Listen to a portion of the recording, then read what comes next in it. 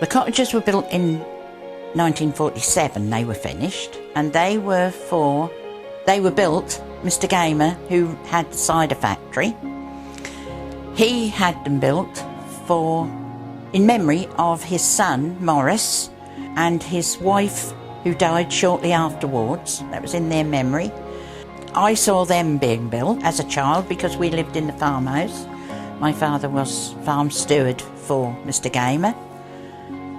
And so I saw them being built, and then I was pleased to live in them, have the chance to live in one and now two of them, later on.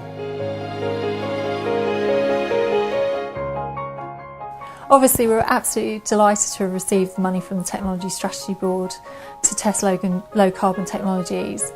But one of the key things for Hastoe is that it hits so many of our other priorities, such as dovetailing into our greening ethos, helping us to achieve our key objective of protecting the climate. It also helped us to consider an approach to tackling rural fuel poverty, and also the key learning that will come out of the project will help to influence the strategy for us to tackle improving the rest of our existing stock. The reason we chose for Gaymer Memorial Cottages is that it was a very poor performer in terms of energy efficiency and thermal comfort, and also quite simply the layout just didn't work for the needs of the future resident.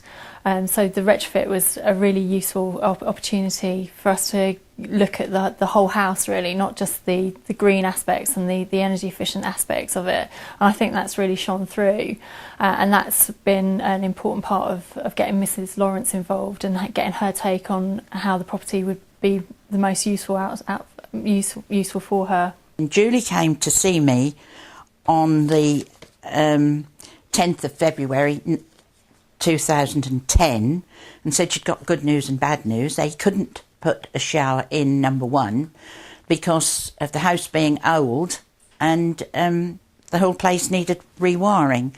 But she said the good news was they were going to turn this into an eco-friendly house, and she'd spoken to the architect, could there be a shower put in instead of the bath, and he said yes, could be anything that we liked. And so she said, was I interested? And I was, but my luck in the paper that day said that I would be hearing some really exciting, I would have some new exciting experiences, interesting meetings and lucky developments. That was in the paper that day, and she came and told me about it. So that was how I came to be involved with this. I've been involved in every aspect of it right from the beginning. I was asked to attend the meetings, and often, I put forward a little idea that I had or something that I thought I would need to be changed, and everything, we all cooperated very well, I thought.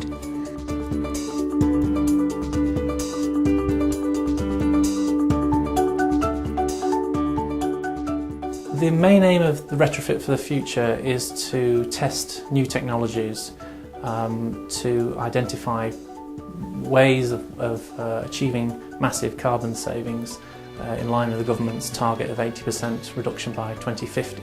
It was selected with Hastoe, really. I suppose it was selected because it was a little bit unusual, post-war property, bungalow, almshouse,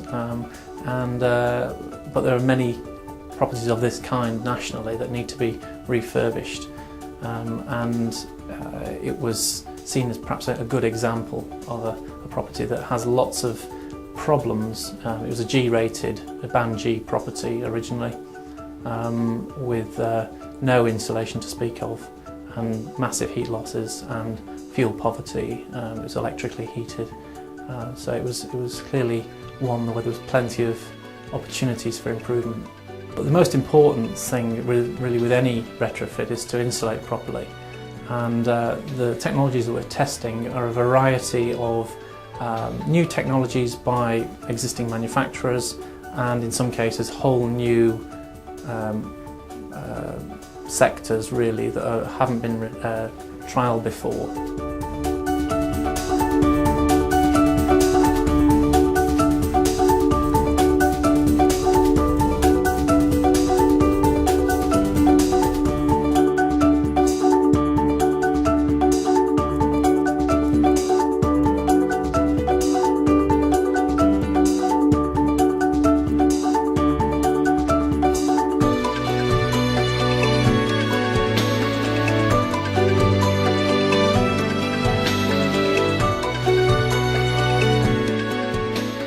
The Watt Box, for instance, that is a brand new product by a brand new manufacturer, which is an intuitive energy monitoring system. So it doesn't just monitor the energy used, it intuitively learns the occupant's behaviour when that person wants hot water and wants heat, at which times of day, etc., etc., and gradually takes over the running of the system.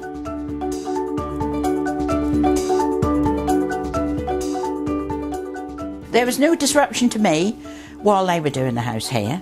I mean, every meeting, as I say, I attended, and we usually came in, put the hard hats on, you know, and the yellow jackets, and had a look round so that I could see exactly what was happening, which was very nice. It's saving me a big expense on coal, obviously, because I don't have to buy any, and that was quite expensive, so that's a big saving. And I think I shall know more how it's going to work through the next winter, really, more excuse me, more than the summer. This is the Watt Box, which controls heat and, well, not the water on this, because it says it has a continual supply of hot water, but just to demonstrate, it's been tapped for less heat, but I'll tap it for more heat, and then that little thing there should go red. Simple to use. If you just want more heat, you touch this and that should go red, and then more heat comes through after about 10 or 15 minutes and warms the whole place up.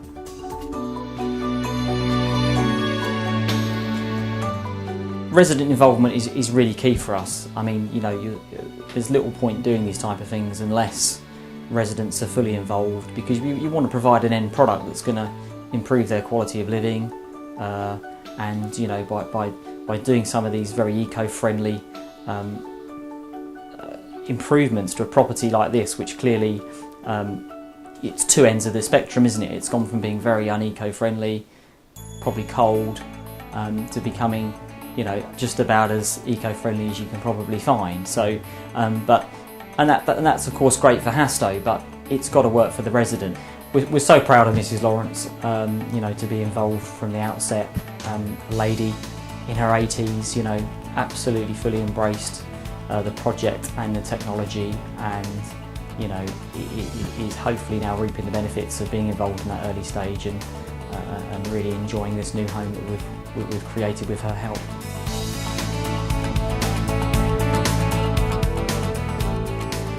One of the key learning aspects from undertaking this project is the resident engagement aspect, and getting that resident buy-in and involvement right from the start. So for future projects, we definitely be getting the resident involved right from the outset, and that was one of the key learning points really that we translate to other projects. I mean, in addition, that, you know, the learning that has come out is being rolled out to the other cottages at the Gaymer Memorial.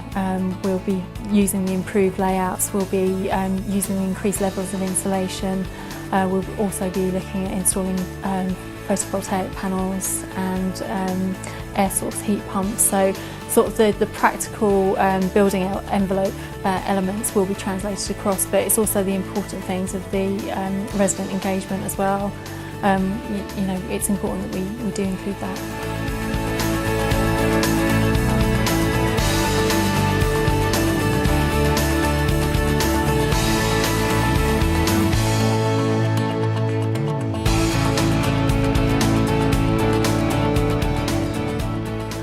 Mrs. Lawrence has just been excellent from start to finish. She's been enthusiastic, she's been keen to get involved. She's got a real sense that she knows what she wants, and she's not phased at all by the new technology that we've been installed. You know, she's very much taken it all in her stride, and she's a real, you know, it's a real tribute to her, this project.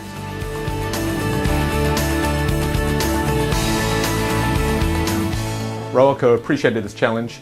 We hadn't been involved with retrofit projects before, even though we're involved with housing maintenance right the way across East Anglia. Our operators really appreciated the opportunity to upskill their knowledge and work with partners on the project to make sure our clients' homes were as energy efficient as possible.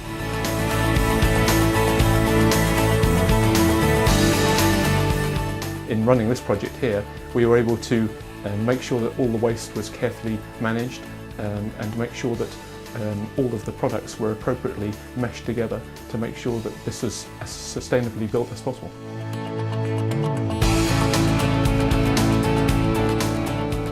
Our waste partners make sure that all the waste is properly segregated and so that the minimal amount goes to landfill. In this case 78% was diverted, that's there. But also there were some valuable products here in the house. The room that we're standing in had this great parquet floor that was still in superb condition. That was lifted and was fitted into a church foyer in Framingham. You know, it's wonderful if all products can be treated that way.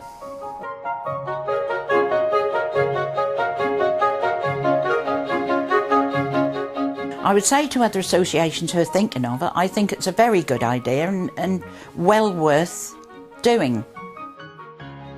Be bold, take the step and work with residents.